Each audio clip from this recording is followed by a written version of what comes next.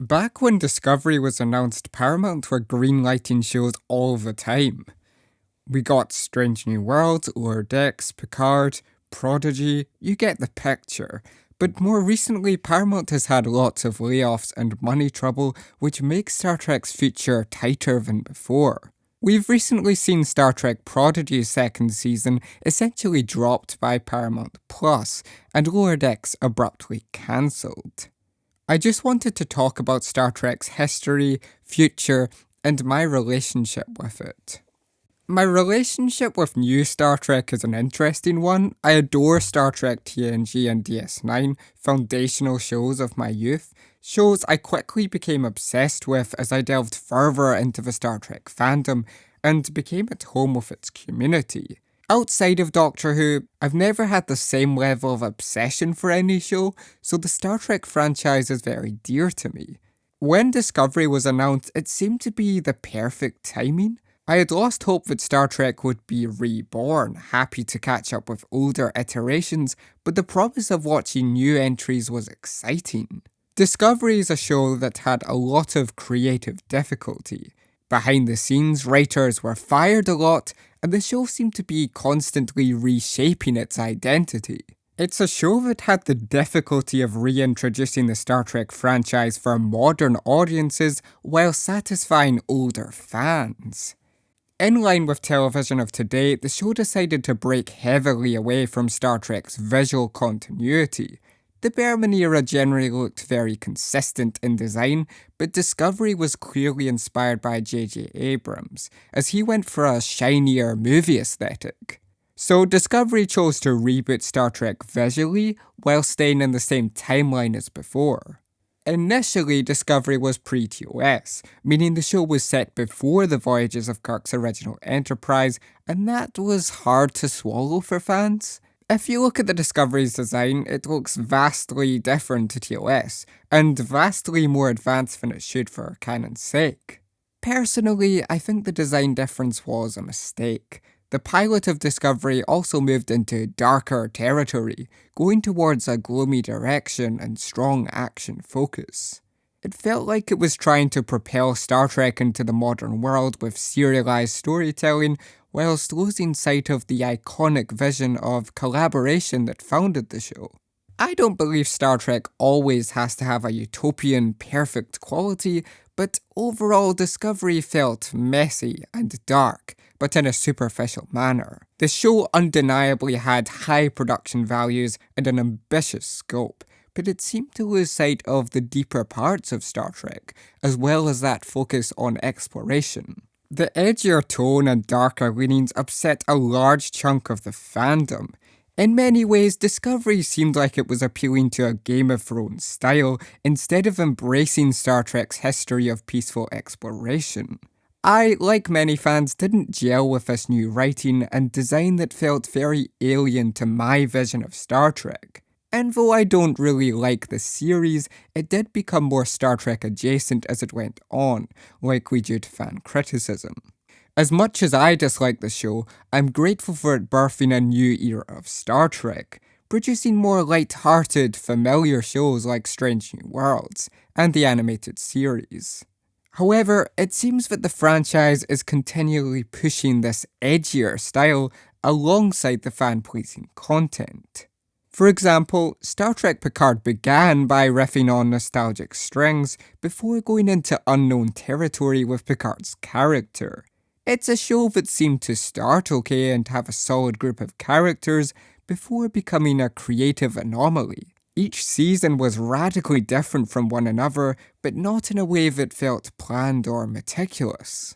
However, when Terry Matalas took charge for Season 3, it felt like home again. The show was firing on all cylinders, and though it was reveling in nostalgia, it was clearly written by old-school TNG fans who looked up to Picard's character. Following the next generation of our beloved characters was a natural evolution. We could say farewell to the TNG cast, but retain that lineage and that fan-pleasing writing. It was nostalgic, don't get me wrong, but also evolved our characters well. A perfect blend of old and new sensibilities. Metalis said he would love to make a Star Trek show following on The Next Generation, and with the positivity the season garnered, it seemed like Paramount's best option. There was solid character writing in that season, but instead the creatives fumbled, choosing to greenlight a further Discovery spin-off set in the distant, dark future, instead of the 24th century that fans have come to love.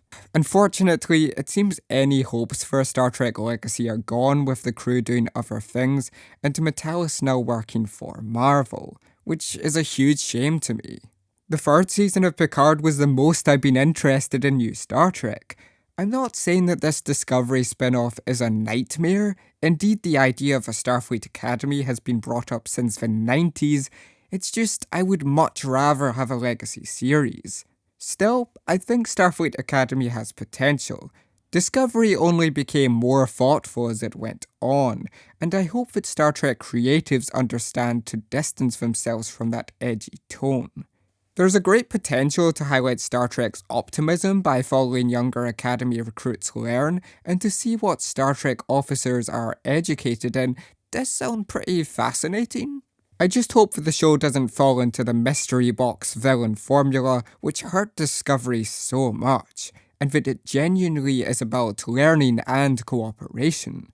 It's a difficult balance to strike for any continuation. What makes a good show whilst not playing it safe, and where does remixing a franchise go too far? If you go left field, fans criticise how alien it feels, and if you reference history too much, it's too fan-pleasing. I believe there's a middle ground to be found, but I don't think Star Trek has quite found it. Either at one or the other side of the spectrum. How do you evolve a franchise when nostalgia becomes a crutch? Nostalgia that I too enjoy heavily. Basically, Starfleet Academy has a lot riding on it. If fans take a distaste to it, it will burn given that Lower Decks and Prodigy were cancelled. Two love letters to older Trek. Lower Decks is just casual animated Trek that could easily have went on for many more seasons, and though only in its second season, Prodigy handled serialization the best of the new shows. I found its highlight of scientific situations and exploration with a looming threat pretty perfect. To end these shows abruptly is a huge blow to fans, and I think it highlights that Star Trek needs to become consistent. Instead of starting a spin-off to quickly cancel it or delve into edgy nonsense, the Star Trek franchise needs to be mature and have a more solid plan going forwards. It can't afford to greenlight pure shows or creatively revamp its writer's room every so often. We need people who have interesting creative journeys going forwards behind the scenes, and simply writers who love the franchise.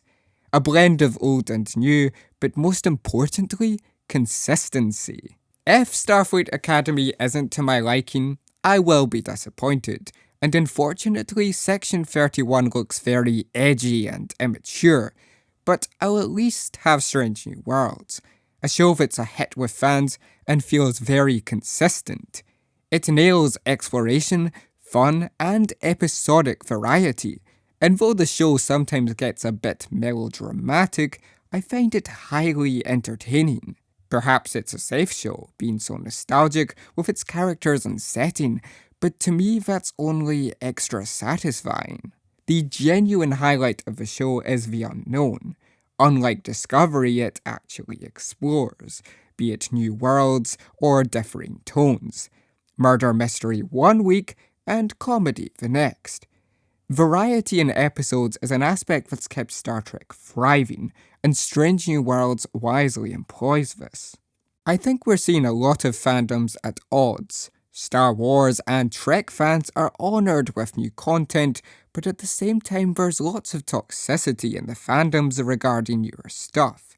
I do have my problems with the new stuff. I don't like all of it, and I love some of it, but none of the stuff I dislike ever hurts me, because I always have that love for DS9 and TNG. For example, when I disliked the Whittaker era of Doctor Who, it never hurt me, I just missed good content. So No matter how much you dislike the next chapter of your favourite franchise, try to find something to highlight and never criticise fans for their enjoyment. Ultimately, everyone's perspective on fandom is different. If you liked this video, please subscribe and consider joining Patreon. Links are in the description below. I'd like to give a special thank you to Starfleet Sohail, who supports me on Patreon. You can find him at Starfleet Sohail on YouTube and Twitter. But most importantly, thank you for watching.